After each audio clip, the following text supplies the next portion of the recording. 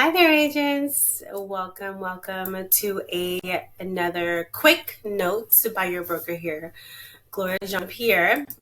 I wanted to highlight a few things. One, our Great Family Cookout is about a month away. Have you had the opportunity to invite your database? This will be a great opportunity for you to connect with your database and touch base with them. As you know, rates are falling, and coupled with their Great Family Cookout, those are two great reasons to reach out to your database. I don't know if you remember, I mentioned earlier this year that 2024 was going to be kind of flipped, where the peak season is not necessarily in the springtime, but the peak season is now in the fall time. And here we are, and the indicators are showing that rates will be falling.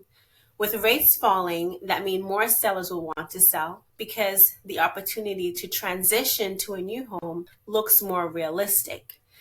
Over the past couple years, 2022 and 2023 and parts of this year, rates were higher and a lot of people did not want to move. And so date the rate, marry the house became a thing.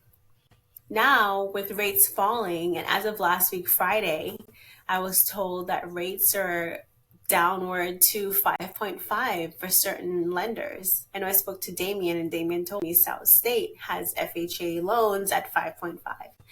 That is kind of the lowest we've been in almost 2 years.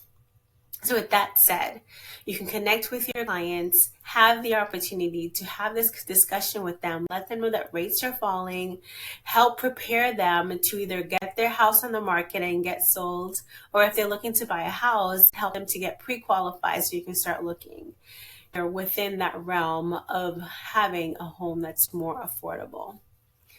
So in addition to the Great Family Cookout, connecting with your clients on the mortgage, we also want to tap into the things that you can do on a daily basis that can be effective and lead generating.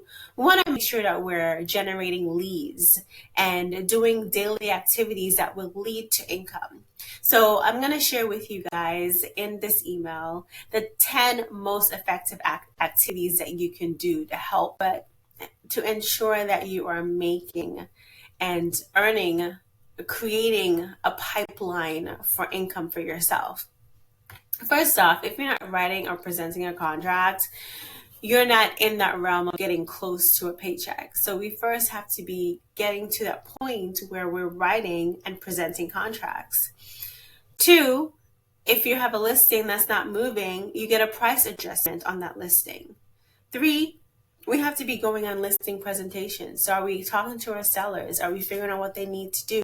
Are we connecting with our professionals, our handyman, our roofers, our electricians, our AC people? Like, we're going to need to have those people in our back pocket. I can tell you 2024, this year, insurance has been a big talking point and a huge deterrent to getting some deals closed. So we are having a lot of our sellers install new roofs because you can get insurance if the roof is past a certain age. And we're talking to our roofers to see if they will allow payment at closing. But of course, this has to be a qualified buyer. This has to be you working closely with your professionals and communicating effectively with the buyer and with the buyer's agent and your seller and all parties involved, the title company, ensuring that this goes over pretty well. The electrical boxes are being a big issue in this year's home sales and whether or not they close. So if you're talking to a seller or going to be having the conversation with those sellers, find out the age of that roof. If it's over 15 years, definitely over 20 years, they're going to have to get it replaced. Get a quote from a few roofers as to what that looks like. Have it part of your negotiations for getting that house closed, because if it's not a cash buyer and you're looking at a financing buyer, you're going to have that roof closed. That roof replaced. So yes, listing presentations and having those realistic discussions with your sellers. Showing homes lead to writing contracts. So if you're not showing homes, you're not working towards getting a deal closed. Doing pop-bys, connecting with your database, making phone calls, connecting with your database, writing notes, connecting with your database. Your business-to-business networks. This is item number 8. Yeah, you should be working with your business-to-business network. What other work professionals do you know out there? What relationships can you foster? And just tell them, I'm willing to pay you a referral fee. We're limited on how much that can be, but let's say you're working with a roofer that just put a roof on somebody's house and they don't have a realtor yet.